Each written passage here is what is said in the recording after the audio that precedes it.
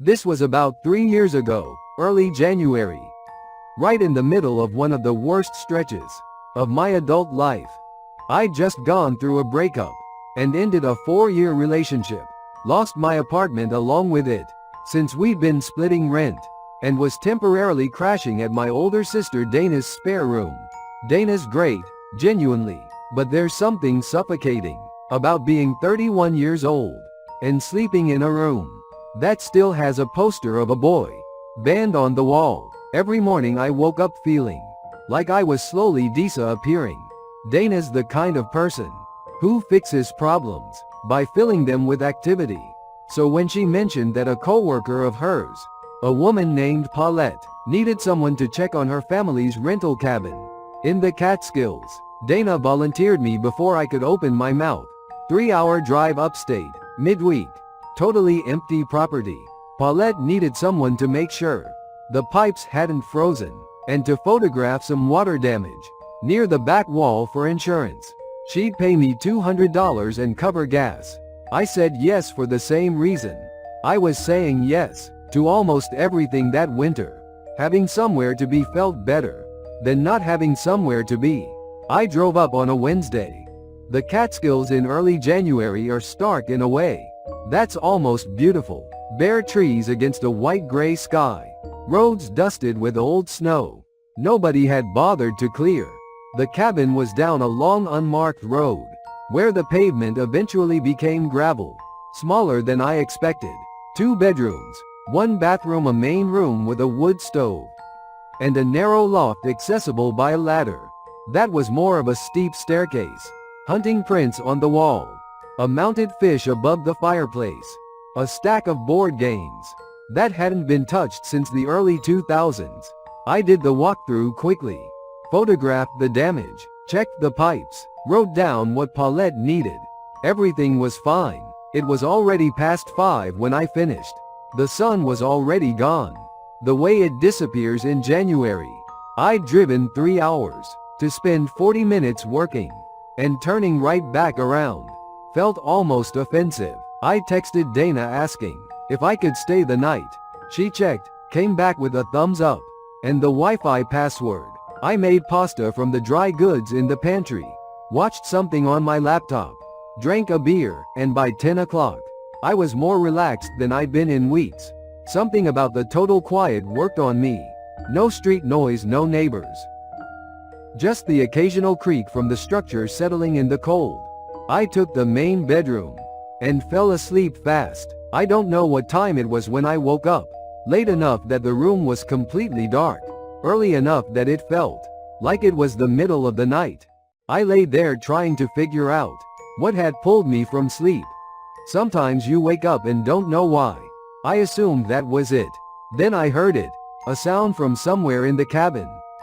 Not loud, that was the thing that unsettled me the most. If something had crashed, I could have written it off as the wind or an animal. This was quieter, soft and deliberate. Like something being carefully set down. I told myself it was nothing. I almost convinced myself, but sleep wouldn't come back. And the longer I lay there, the more aware I became of the silence that followed. It was a listening kind of silence, the kind where you feel like whatever's on the other side of the door is holding its breath, the same way you are. I reached for my phone, 314. I turned on the flashlight, pointed it at the door, and stared. I can't explain why I got up. Rationally, I should have just locked the door and called someone. But there's a particular dread that draws you toward the thing that scares you, just to end the uncertainty. I eased the door open and swept the flashlight across the main room. Nothing. The wood stove, the couch, the board games, the mounted fish watching from above the mantel. I checked the bathroom, checked the second bedroom, both empty. But when I pointed the light toward the loft, my stomach dropped. There was a sleeping bag up there, rolled out flat, with a clear impression of someone having slept in it. A water bottle, a canvas bag sitting open with the edge of a folded flannel shirt visible inside. Someone was staying here. My first instinct was to leave. Just grab my keys and go. but the front door chain was still latched from the inside. The chain I had secured before bed. Whoever was up there hadn't come through the front. I was already dialing. Before I fully decided to, I stepped outside, keeping my voice low. The January air hit me like a wall. The kind of cold that makes your face ache. I stood in the snow in my socks until the cruiser pulled up. With its lights cutting through the dark, 2 officers went in while I waited on the porch. I heard them move through the rooms. Heard one go up the loft ladder. Then quiet. One came back and told me no one was inside. The loft was empty, and there was an unlocked window up there that had opened on the back slope of the roof, low enough to drop from. One officer went back inside, while the other circled the exterior with his flashlight. I followed, arms frost against the cold. He rounded the back corner and swept his beam up toward the roofline. He stopped walking immediately. I almost walked into him. There was a man on the roof, heavy set, completely still, sitting with his back against the upper slope, like he'd been there a while. He was watching us. He didn't flinch when the light hit him, didn't move, didn't speak. Just stared down with an expression I can only describe as completely empty, like the light hadn't reached his eyes at all. The officer called up to him. No response. A second round of commands finally got him moving, slowly, almost lazily.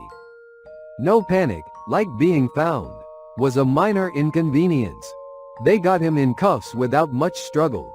He was older than I thought, somewhere in his 50s, with several days of stubble, and clothing nowhere near warm enough for January in the mountains. How close he was to bigger. Then he looked on the roof, broad through the shoulders, thick through the chest, the kind of build that makes you instinctively aware of your own size. He stood between the 2 officers with his hands cuffed behind him, and that same flat, vacant expression, staring at nothing in particular. Not the ground, not the trees, not me, just somewhere past all of it. That's what I kept coming back to on the drive home. That face. That total absence of anything behind it. Because I keep thinking about what would have happened if I hadn't called. If I just convinced myself it was nothing and gone back to sleep. What if I'd come face to face with him, alone, in that narrow, dark cabin? He had to have been pushing 250 pounds, and there was something about the way he moved. Slow, unbothered, unrattled. That told me he wasn't someone who panicked. If we had been alone, and things had gone differently, I don't think there's a version of that story where I come out okay. The officers told me he'd likely just been squatting. Remote properties go unchecked for weeks in the off-season, and apparently it's more common than people realize. Someone looking for warmth finds an unlocked window and makes themselves at home. That's probably all it was. A desperate person, a vacant cabin. Bad timing. I just can't fully make myself believe it when I think about that face. I want to start by saying I've debated whether or not to share this for a long time. Years actually. The people involved know about this post and they're okay with it, but I'm keeping names vague out of respect for them. I also want to be upfront. Nothing about what happened was supernatural. It wasn't a ghost story or a monster story. The horror of it was that it was just people, ordinary looking people doing something deeply, deliberately evil. That's the part that keeps me up sometimes. This was about 6 years ago. I was 24, fresh out of a rough breakup, newly employed at a marketing firm, and in desperate need of something that felt like normal again. My friend Kara, who has always been better at reading me than I am reading myself, suggested a camping trip to a state park about 3 hours north of us.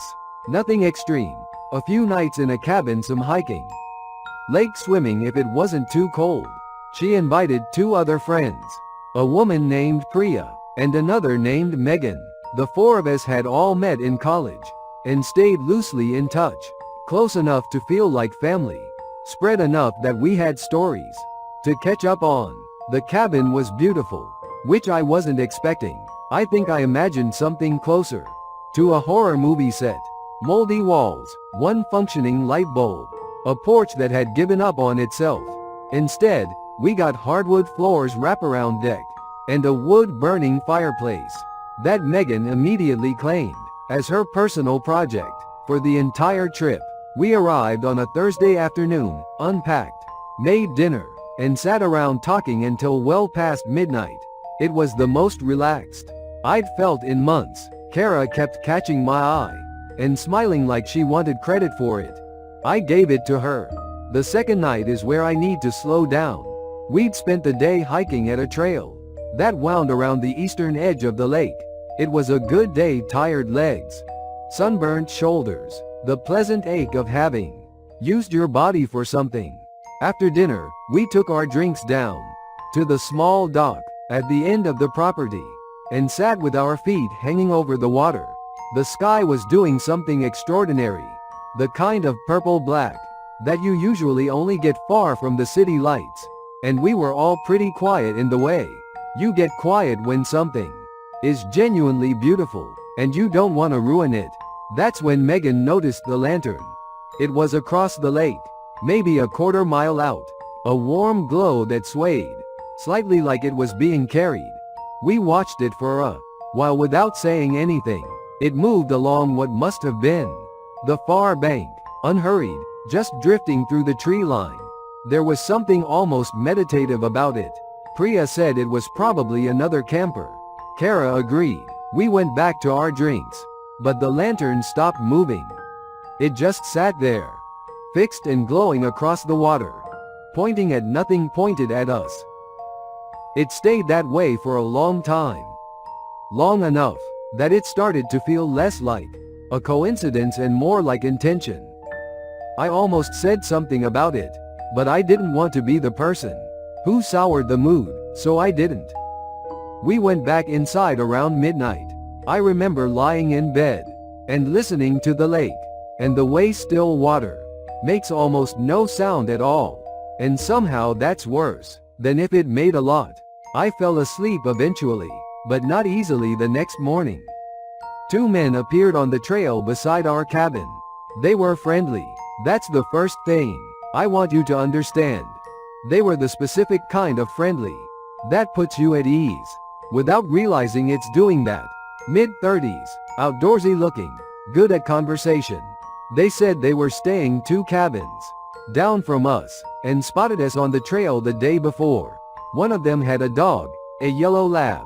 And if you want to disarm 4 women in the woods, bringing a friendly dog isn't such a bad strategy, though I'm sure I'm giving them too much credit by assuming they planned that. Maybe they didn't. I honestly didn't know. They chatted with Priya and Megan near the deck, while Kara and I finished breakfast inside. I watched through the window. The guys were relaxed, joking around. The dog was losing its mind over a pine cone. Everything looked fine. I said as much to Kara. She watched for a moment, then said, "The one on the left hasn't taken his eyes off the cabin." I looked. She was right. While his friend was focused on Priya and Megan, the other one was just steadily, calmly watching the window, watching us. When he caught my eye, he smiled and gave a small wave, completely unbothered at having been caught staring into someone else's cabin, like he was just taking in the scenery. We said hi. We were polite. They eventually left. That afternoon, Priya noticed the padlock on the small storage shed behind the cabin had been moved. Not broken, just moved. Set down in the grass beside the door latch, instead of locked through it. We looked inside. Everything seemed untouched, but none of us could say with certainty how we'd left it the day before. Kara called the park ranger station. They said they'd send someone to look around, but sounded as concerned as someone being told their neighbor's wind chimes were too loud. We made the decision to leave a night early. I want to be clear that nothing dramatic had happened yet. No threats, no confrontation, nothing we could point to and say confidence that we were in danger. It was just a collection of small things that each meant almost nothing on their own. The lantern that stopped moving and stayed pointed at our dock. The man who watched our windows. The lock that had been touched. Kara and Megan started packing while Priya and I loaded the car. That's when Priya grabbed my arm and told me not to react. The two men were at the edge of the tree line, behind the cabin, maybe 80 feet away. They were just standing there side by side, dog nowhere in sight. Watching us load the car, not talking to each other, not moving, just watching. And it sounds like a small thing, but I want you to really sit with it. They didn't wave. They didn't call out. They made no gesture toward friendliness of any kind.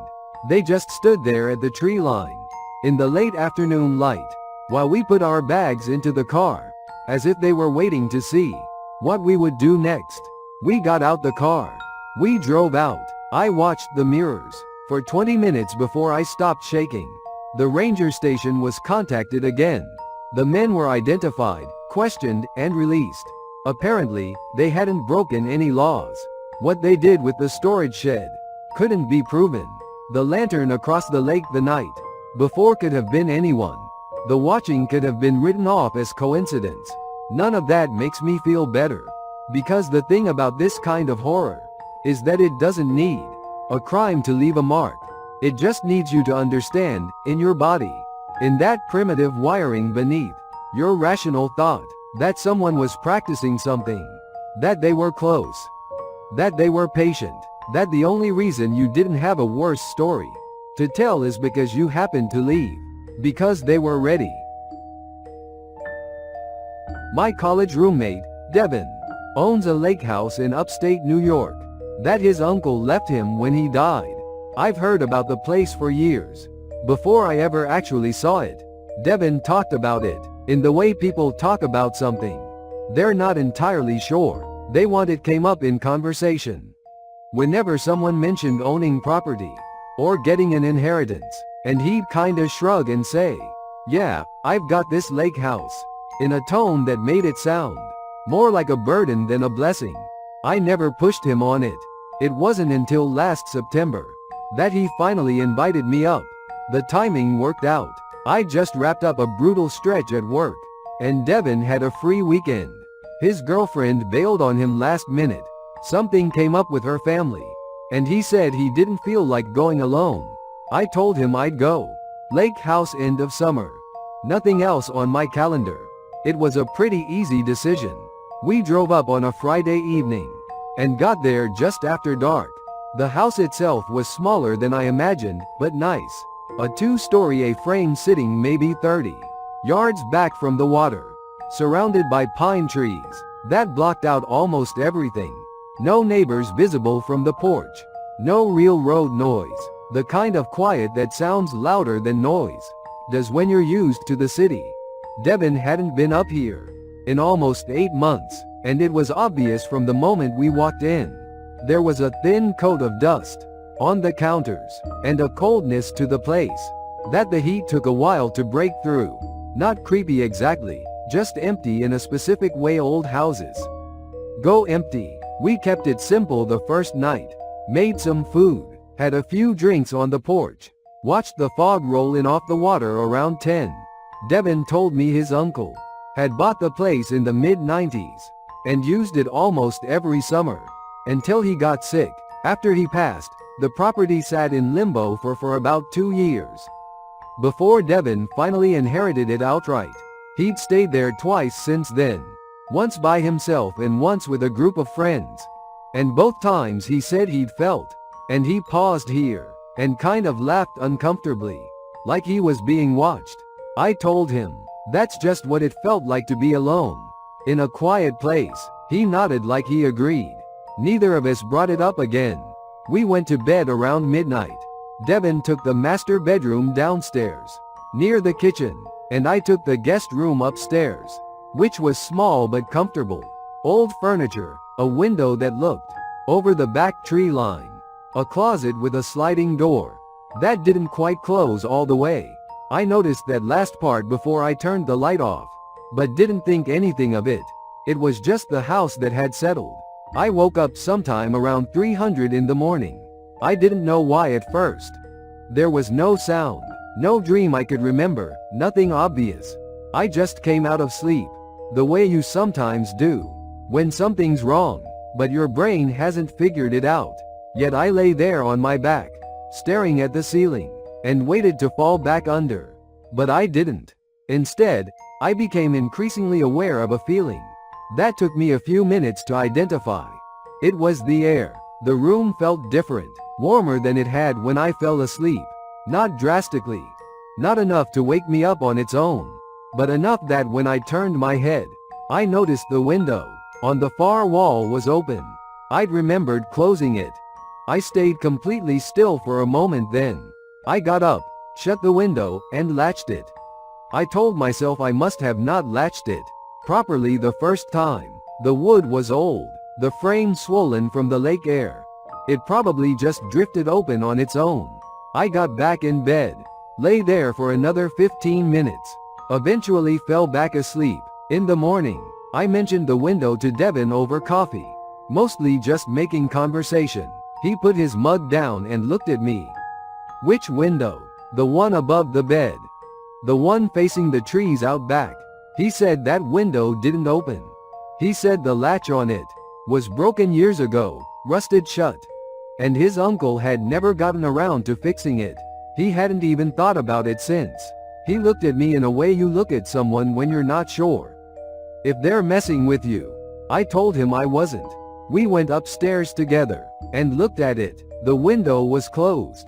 The latch was, in fact, rusted almost completely through. To open it from the inside would have taken real effort. To open it from the outside would have required someone to either break the latch or bypass it entirely. The latch had been broken. Not rusted open, broken clean. Devin called a locksmith that afternoon and had every ground floor entry point checked. The guy found nothing tampered with. No forced entry. No signs of anyone had come through the door or a low window. He charged Devin $140 and drove away. We stood in the driveway for a while without saying much. I want to say we left after that. I wish I could say we did. But Devin had driven 3 hours to get up there, and neither of us had any solid reason to leave. Not when we could have explained out loud without feeling like we were overreacting. So we stayed another night. We left every interior light on. Devin slept with his door locked. I pushed the dresser in front of my door and wedged a chair underneath the closet handle, even though I knew it didn't make complete sense. Nothing happened that night. No sounds, no windows. Nothing out of place in the morning. We packed up and drove home, and we didn't talk much on the way back. It was about 3 weeks later when Devin called me. He hadn't been back to the house. He'd been up to the property records though, going through some of his uncle's old paperwork, because he couldn't let it go. He'd been trying to figure out if anyone else had any claim on the property, any other relative who might have a key, some explanation for what happened. He didn't find any other relative. What he found was a rental agreement, a handshake deal his uncle made years back, informal and undocumented beyond a single sheet of paper, with a man who had apparently been using the spare bedroom upstairs. Through the off-season months for most of the early 2000s, there was a name on the paper, a phone number with an area code Devin didn't recognize, and a single line at the bottom, where his uncle had written, in careful cursive, of someone who didn't want to forget. Key never returned. Devin said he stared at that line for a long time. He said he hasn't been back to the house since. He told me he's thought about selling it, just offloading the whole thing, and being done with it. But he can't bring himself to do it yet. Not until he knows who that name belongs to. He said he doesn't wanna hand the keys to a stranger when there might already be someone out there who thinks he has claim to the place. He told me he's been trying to track down the name on the rental agreement. Old phone number, no social media presence, nothing. Just a name on a piece of paper his uncle had folded and tucked into the back of a filing drawer, like he wanted to forget about it too. Last I heard, He was still looking.